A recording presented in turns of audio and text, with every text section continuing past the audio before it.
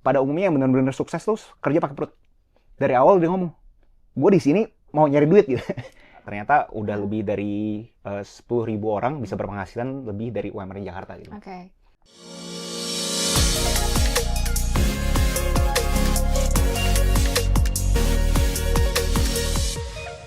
Hari ini aku kedatangan seorang storyteller, seorang edukator digital yang serve konten tentang ekonomi creator dan juga productivity tips. Dan selain itu juga dia nyebut dirinya sebagai a believer in creators economy. Okay. Hai Kak, welcome to my podcast. Thank you for having me, I appreciate it. Oh my god, it's so interesting karena tadi pas off cam kita sempat ngobrol bahwa Alright. we've actually met in 2018. Yep, shout out to Billy. Shout out to Billy that I haven't met in such a long time. Right. But it's so interesting that kita bisa ketemu lagi di sini, Yeah. and we're gonna talk about topik yang menurut aku very relevant, especially in the digital world currently. Right. Okay, so maybe I'll start with my very first question yang paling basic. Menurut kakak sekarang, apa peran konten digital hari ini? Lebih ke buat hiburan aja, atau bisa jadi education, atau bisa jadi alat untuk menggerakkan komunitas juga? I see. Mungkin kasih konteks dikit kali ya. So, aku tuh bener pure introvert parah lah. Oke. So, kalau misalkan aku nggak ada kepentingan startup aku yang aku buat, aku nggak pernah pengen ada depan kamera seperti ini. Oh really? If anything, pas lagi kita ketemu di Bali itu, I'm more like a photography guy gitu. I'm more behind the camera guy. Okay. Nah, terus gara-gara dari situ akhirnya mencoba mendalami lah apa sih creator economy and so on gitu. Dan sambil berjalan, akhirnya ngeliat gitu, oh ternyata creator economy beneran bisa memberikan semua orang kesempatan yang sama ya. Oke. And then I figure kayak masa iya sih gitu kan, skeptis kan gitu kan. Karena to me dulu itu sangat sangat kedistorsi, kayak seakan-akan creator economy itu adalah subset dari industri entertainment. Oke, ya. With all due respect ya, kayak maksudnya meaning kayak pada umumnya industri entertainment pada umumnya harusnya tuh memenangkan top 1%. To me, nggak ada middle class-nya. Oke. Karena ya top 1% itu aja kan. Oke.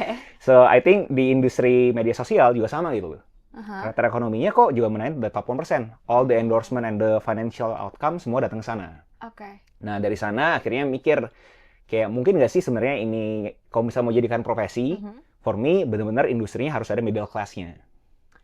Oke. Yang to my saying, to my jargon, KMKM, kreator mikro kecil dan menengah. Oke. So from that on, ya coba thesis di mana bener gak sih kalau misalkan ada kreator mikro kecil dan menengah itu bisa hidup.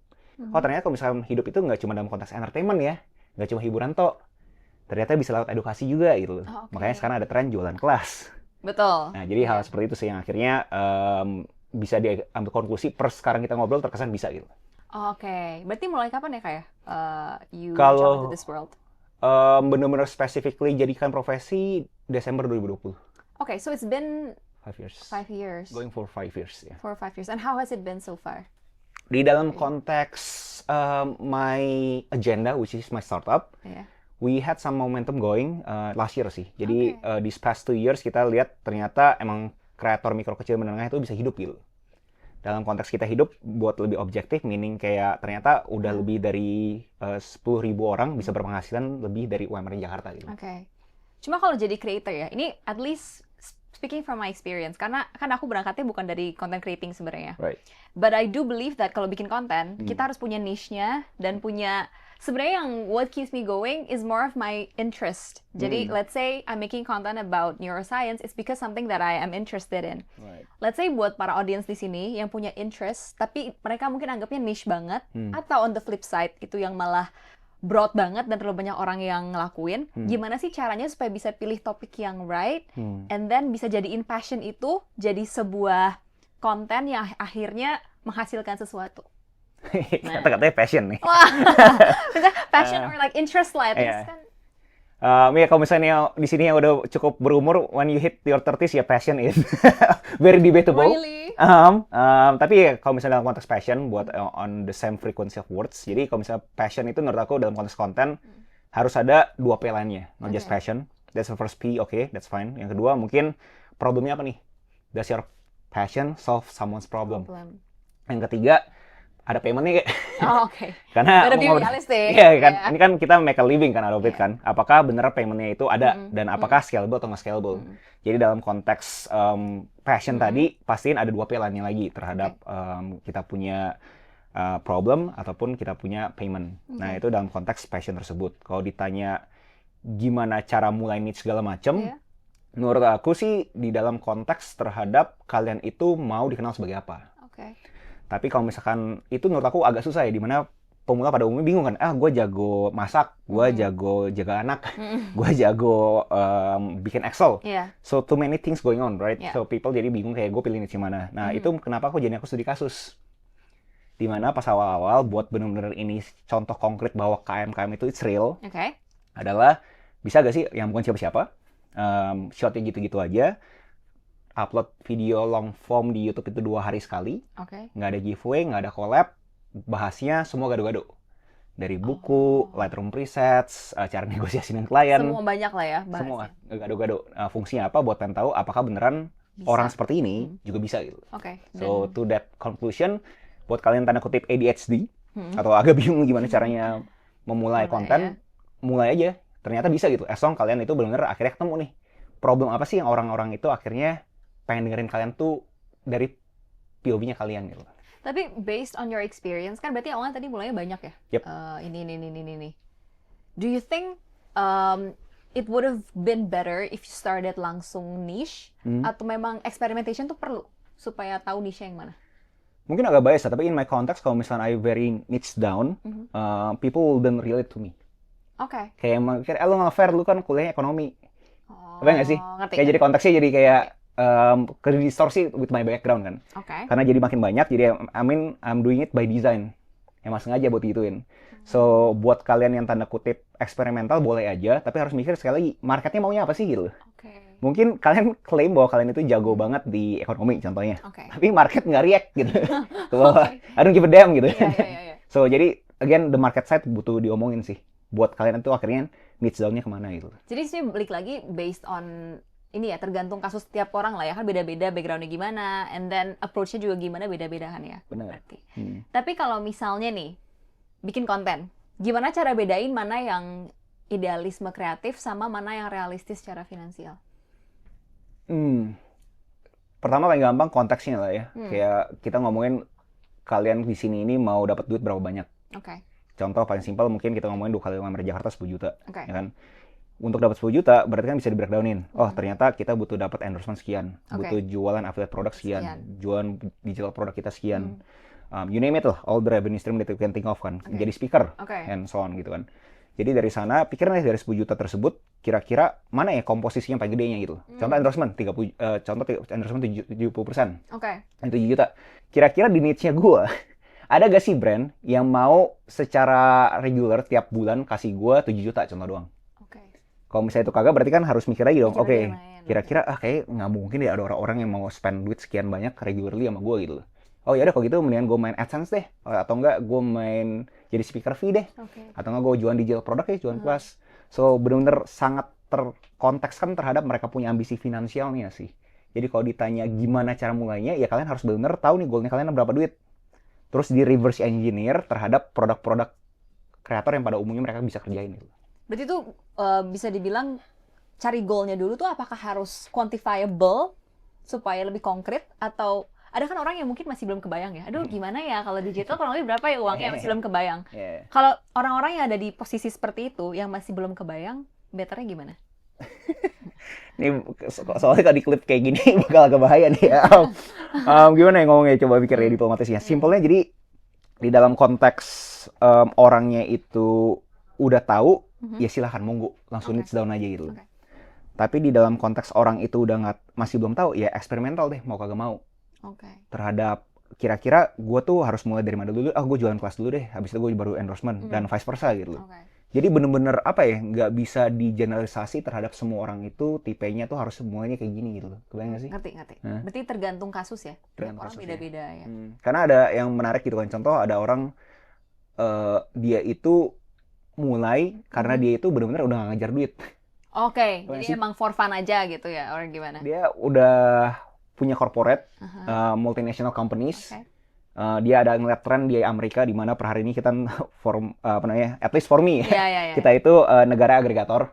Apapun yang ngetren di Amerika harus kita ikutin. Dia ngeliat gitu, oh ternyata di Amerika itu pas pandemi banyak banget nih orang-orang ngomongin Excel. Dia ikutan. Padahal karena dia jago Excel aja, dia nggak ada mikir terhadap monetasi gimana. Ya jelas lah, dia kan kerja sebagai multinational company, right? Sampai berjalan, dia lihat, wah ini kesempatan juga ya. Ternyata ngomongin Excel udah banyak value yang didapatkan, yang didistribusikan ke orang-orang. Gimana cara ini buat gue tuh eager untuk bikin ini jadi suatu sistem, akhirnya beneran jadi industri tersendiri, which is industri Excel itu kan. Nah jadi akhirnya dia bikin deh produk digitalnya gitu. I see. Tapi karena kan sekarang banyak orang yang berpikir udah deh kayaknya punya interest pengen jadi digital creator and make a living out of it. Jadi makanya banyak yang mungkin berpikir udah deh mendingan exit from my current job, pengen pursue content creating as a steady job. But do you think that the industry itself, content creating, is sustainable for the long run, or do you think it's more of like a seasonal thing?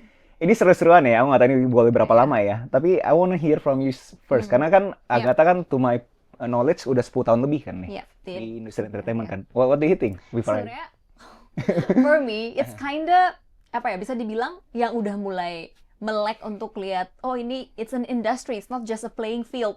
Itu after I graduated, so that means it's only been 2 years for me, 2-3 years for me. Karena long way before that, I never saw this as a job. Jadi semua shooting, nyanyi, terus content creating, ngomong depan kamera, it's more of like a hobby for me.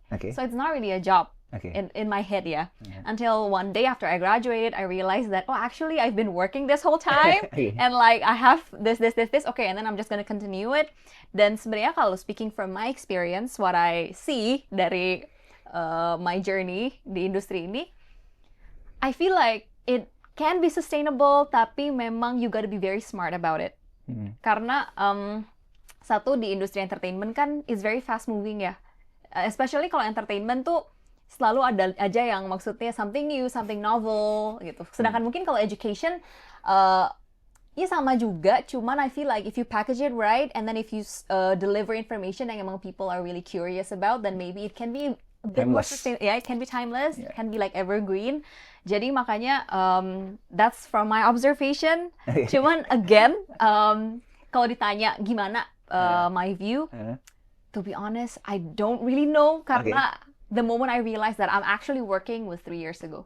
I see. Tapi itu menarik sih, maksudnya. Tapi di konteksnya Agatha, aku berani komentar, mungkin nggak semua orang itu tanda kutip mempunyai POV atau bahkan privilege like you. Meaning kayak nggak banyak orang bisa dapet.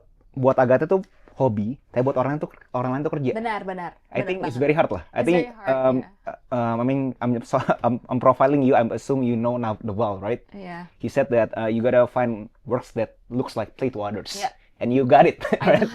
Jadi mungkin luckily. It's it's a rare case sih. I just realized that karena dulu waktu maksudnya zaman-zaman baru lulus tuh yang kayak, you gotta pursue, everybody's keep on saying to us, we gotta pursue our passion and then do stuff that actually we like gitu kan.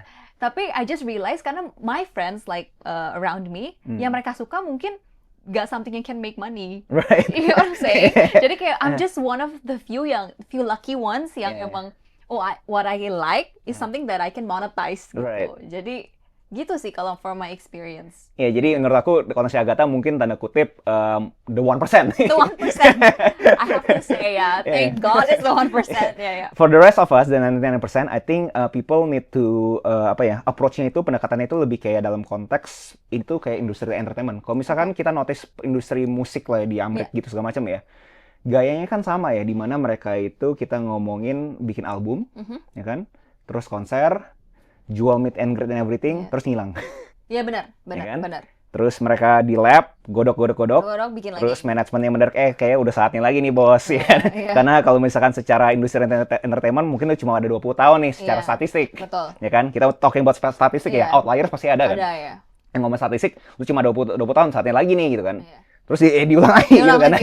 So in that context, kalau misalkan kalian itu bisa ngerti industri kreator ekonomi yang menurut aku pribadi adalah agregator dari industri entertainment pada umumnya, menurut aku bisa jadi sustainable gitu. Karena kita ngomongin in the context of digital product gitu, education lah ya. Ini mungkin agak nyenggol industri buku ya, tapi nyenggol dalam posisi positif menurut aku ya. Industri buku juga sama seperti itu kan.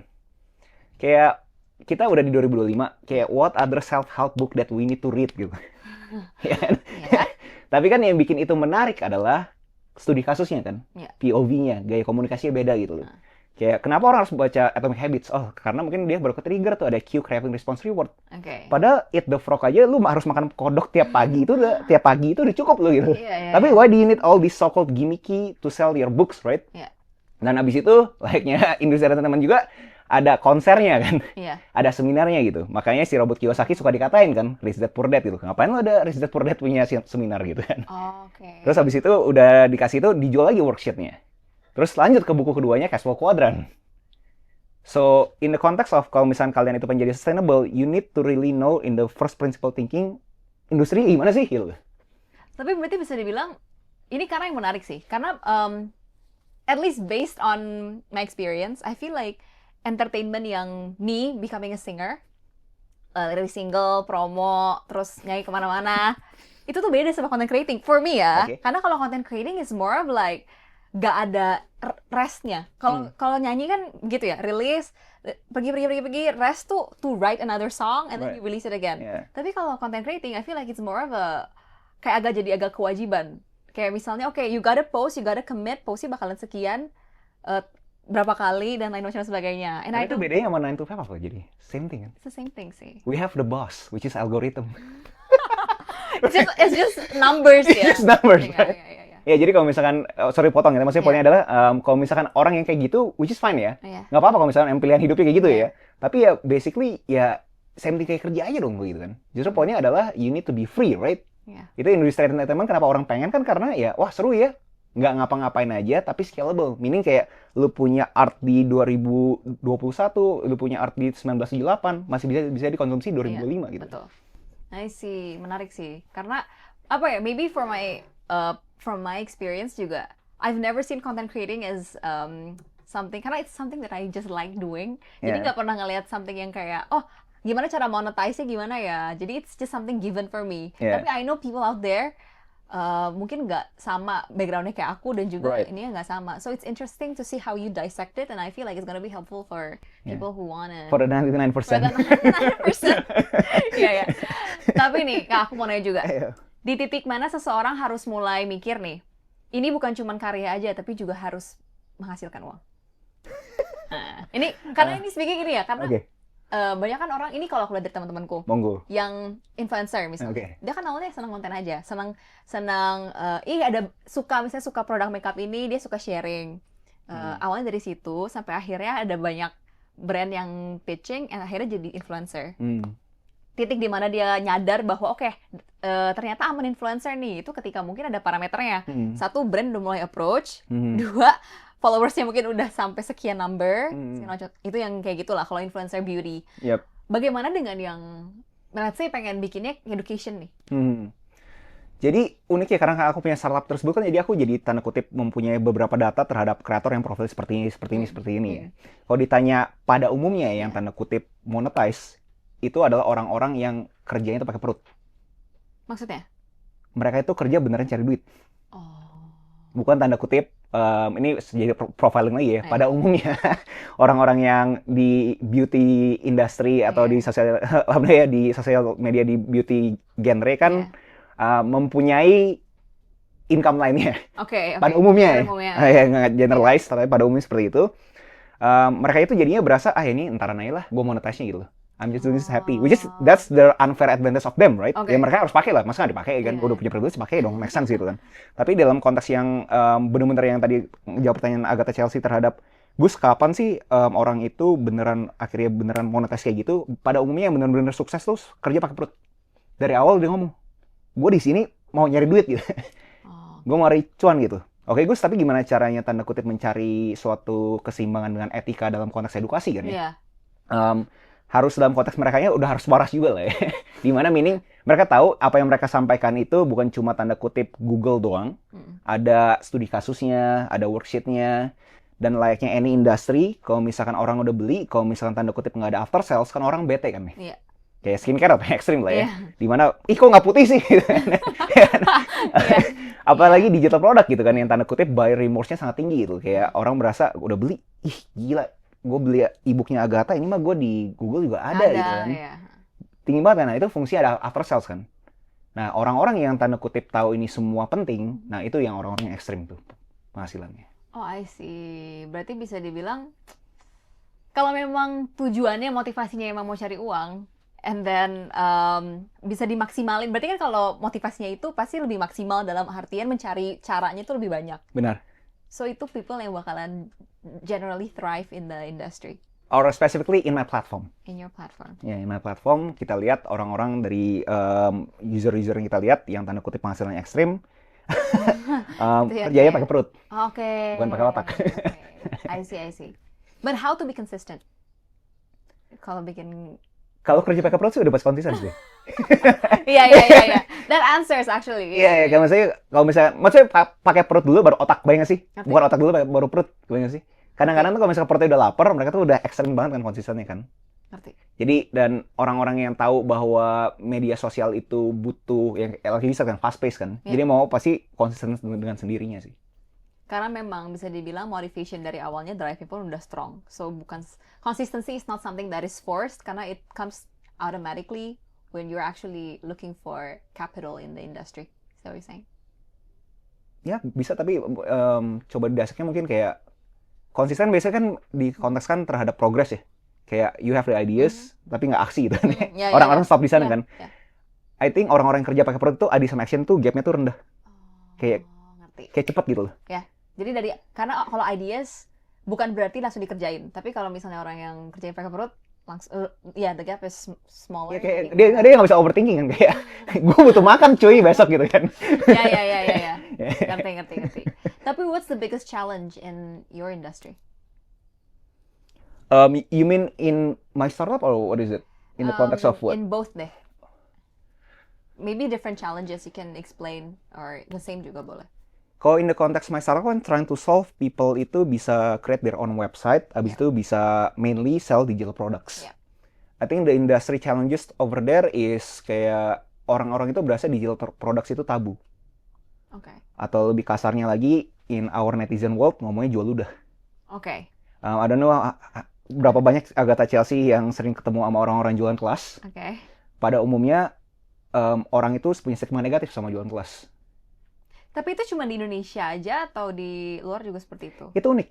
Aku juga mikir kan dulu pasti netizen Indo lah ya. Tapi when I see kayak orang luar, nggak tahu if you follow, ada yang namanya Ali Abdal ya. Ada namanya Dan Co, ada yang namanya Alex Hormozi. Coba iseng aja kan, coba lihat mereka punya komen kan, same thing. Oh really? Kayak maksudnya baik lagi kan, kayak orang merasa kayak, ini bedanya sama Google apa sih gitu kan? Kayak lu udah kaya gitu, lu claim lu udah punya $100 million in the bank gitu kan. Why would you wanna sell your books? Ujungnya buku. Gary V, yang pasti mungkin semua orang pasti bisa relate lah ya. Masih dikatain kan, lu ngapain jualan buku ya bosnya? Lu klaim lu mau beli The Jets gitu kan, tapi lu masih jualan buku gitu kan. Dan itu stigma di sini mungkin jadi lebih teramplifikasikan lagi ya sih. Kayak di sana mungkin tanda kutip IQ-nya mungkin lebih tinggi daripada kita. Jadi mungkin ngomongnya masih lebih terstruktur. Kalau di sini udah bullshit gitu.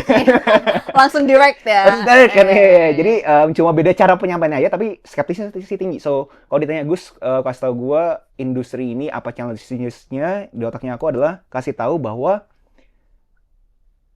namanya information product ini ada value-nya gitu. Nggak banyak orang yang dapat gitu, karena banyak bad player-nya juga kan. Betul. Jadi that's the challenge sih, kayak seakan-akan gimana caranya memastikan bahwa orang berasa informasi itu penting loh gitu. Tuh supaya orang merasa itu relevan dan appreciate kali ya. To appreciate informasi gitu. Karena kan informasi juga apa ya, butuh waktu dan tenaga juga untuk bisa make it structured, and then the way we deliver it juga kan it's not apa ya, butuh usaha lah ya, yang mestinya orang-orang harusnya lebih appreciate. Feel free to say no comment lah ya. Contoh Chelsea lah, aku nggak tahu seberapa sering lihat komen netizen. When you release an album, kayak you sing a song, kayak orang berasa, ini mirip ini nyontek ini ya gitu. Maksudnya, how do you feel? Iya sih, ada aja kan komen ya. Jadi same thing kan, kayak orang-orang yang udah claim mereka udah devoted their life extreme lah ya. Devoted their time, one year to build an e-book or buku gitu kan ya. Tapi abis itu dikatain, ini mah sama aja kayak si Dale Carnegie. Nggak ada yang spesial, cuman kopas ya, cuma paraphrase ya. Iya, tapi kan kalau misalkan dimakrokan lagi sebenarnya ya semua kan pasti there's nothing new under the sun, right?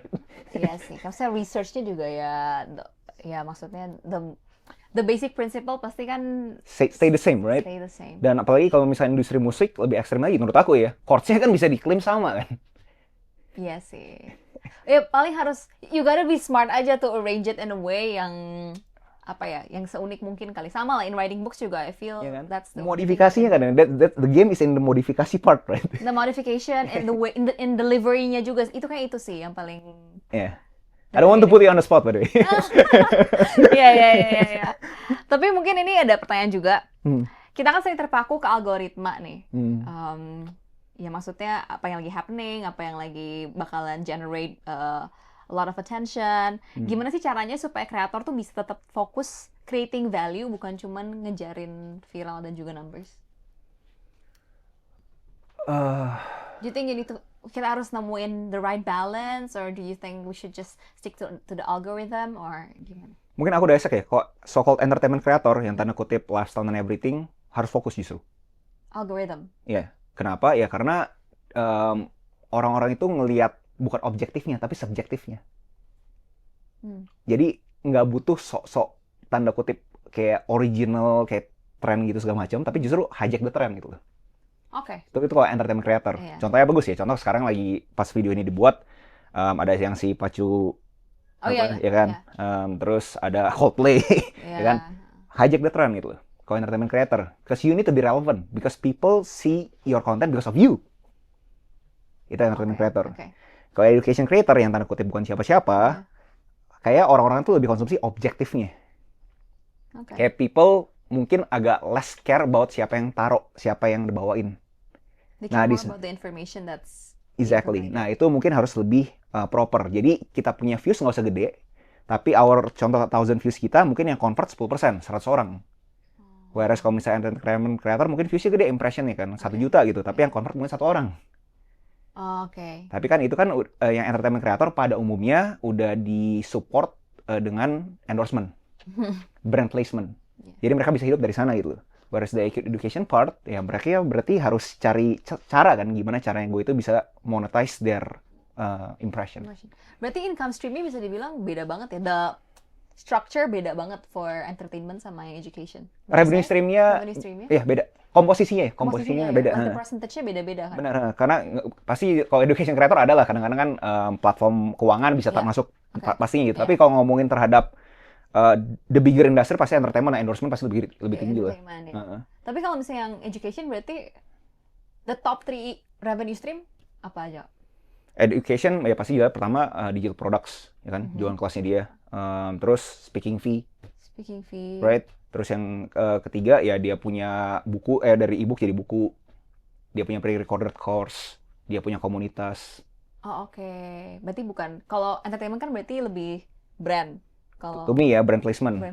Affiliate links to my knowledge yang benar-benar so-called entertainment creator kayaknya juga jarang mau taruh affiliate links. Iya benar. Cuma kan dunia digital tuh sangat cepat berubah. Apa tantangan terbesar supaya tetap punya growth mindset? Apa tantangan terbesar untuk punya growth mindset di dunia digital? Yes. I think ini lebih kayak macro view of life kali ya. Not really specifically to making content gitu. Kayak nggak bisa dispesifikin, justru nggak bisa dispesifikin ke making content sih. Kayak in life in general, I think you need to know kayak lu bukan the center of the universe, right? Kayak kalau misalnya lu sekarang tahun lalu bahwa lu tuh udah viral kan, tapi mendadak sekarang orang-orang udah nggak peduli sama lu, ya berarti kan lu harus cari cara lagi kan, gimana caranya memastikan lu tuh bisa relevan kan. Dalam konteks kreatif ya sama gitu loh, kayak lu tahun lalu mungkin bisa viral karena apa gitu kan, tahun ini ternyata lu ngelakuin apapun nggak ada yang viral gitu. Nah jadi harus mikir tuh kira-kira revenue stream apa yang bisa gue dapatkan untuk memastikan gue itu masih bisa bikinin jadi sustainable career path gitu.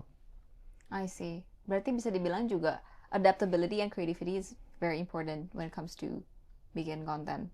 Yeah, which is I think in life in general also applies. Iya sih. Right. Tapi kalau ini nggak tahu sih, kalau from my view making content harus lebih lagi, don't you think? Karena fair dalam because konteks you create something out of nothing. Okay. Iya nggak sih? I think dalam konteks kayak misalkan in life in general, mungkin kalau misalkan lu jadi corporate slave, you can just chill, right? Not chill ya, chill extreme ya apa ya? It's more of like you do stuff according to the playbook kali ya. Iya, SOP kan udah jelas, ya kan. Jadinya ya lu pikir ya ini aja guidance-nya, that's it gitu kan. Tapi kalau ini sebelah sini, ya guidance-nya algoritma. Iya. If the algorithm is different, then you gotta be different. Tapi ya, aku ada unpopular opinion juga sih terhadap algoritma sih. Orang keep saying that it's changing sih. I think if you were the head of Instagram, I think the only metrics that you care ada seberapa lama orang konsumsi konten itu, dan abis itu nge-share atau nggak share. Oke. Kalau misalkan, if we think about it, make sense ya. Kalau misalkan gue coding ya, if konten ini dikonsumsi sampai habis, dan kalau misalkan konten ini di-share sama ke orang lain, itu bakal gue push. Kenapa? Karena kan kita tahu, berarti watch time kita punya aplikasi, orang makin banyak ya aplikasi kan. So I think, ya kalau ditanya apa algoritma bisa berubah-ubah, ya benar-benar harus spesifik gimana caranya memastikan orang itu nonton sampai habis itu shareable sih. I see. Ada tips gak supaya bikin konten yang orang mau nonton sampai akhir? Yang paling umum, yang aku baca dari buku On Writing Well, ataupun How to Tell Story, basically ya, benar-benar semua gimmicknya dihilangin, fundamental thinkingnya ya cuma pass sih, which is problem, agitation, and then solution. Jadi masalahnya apa nih? Oke, masalahnya itu mendadak mau dicarain istri, contoh doang. Amplifikasi gimana? Ya udah dia punya koper dibuang segala macam. Solusi apa? Oh, solusinya dia jual digital produk, jadi nggak dimarahin sama istri lagi. Oh, oke. Tapi sih bagian amplifikasinya ini harus atau enggak juga? Harus sih. Kalau enggak kan orang berasa biasa aja kan. Maksudnya ya itu kenapa orang kan berasa kadang-kadang iklannya lebay banget sih gitu. Oh, itu the A part. Iya, tapi kan ya ngomong pada kalau misalkan nggak diamplifikasiin, people just like, oh, just normal. Actually, it's not that important gitu ya. Iya, maksudnya ini ngelebar sih, maksudnya itu that's capitalism in a nutshell gitu kan. Iya. Hyperbole everything kan. Iya. I see. Tapi kalau ada nih, Kak, 3 creator yang you think anak muda di-advise to watch and you think inspire you in doing what you're doing. Ada nggak? 3 creator. Top 3 creators. Pertama sih kalau misalnya tanya sekarang lagi suka konsumsi siapa, si Dan Co, if you know. Okay. Yang belakangnya hitam putih itu suka tuh si Dan Co. Kedua, dulu pas lagi pertama kali mulai tuh ada Ali Abdaal sebagai referensi. Ketiga siapa lagi mikir ya? Mungkin nggak banyak yang di sini di industri startup, tapi kalau misalnya kalian sangat tertarik sama industri startup, I highly advise you guys to watch Gary Tan sih. I see. Berarti itu 3 ya? Yeah. Kalau mau dapat information top 3 creatorsnya itu. Di dalam konteks industri kreatif dan startup. Yeah. Alright. Yeah, thank you so much, Kak, for coming to my podcast. Okay. I learned a lot karena sebenarnya I feel like banyak orang di luar sana yang pengen bikin konten yang actually make a living out of it, not just for fun. So I think it's very insightful. Thank you so much for coming. Thank you, Chelsea. Jangan bosan-bosan datang ke podcast aku. Terima kasih banyak udah nonton podcast ini. Jangan lupa untuk like, share, and subscribe. Dan juga komen di bawah kurang lebih mau konten kayak gimana lagi sih. I'll see you guys next time.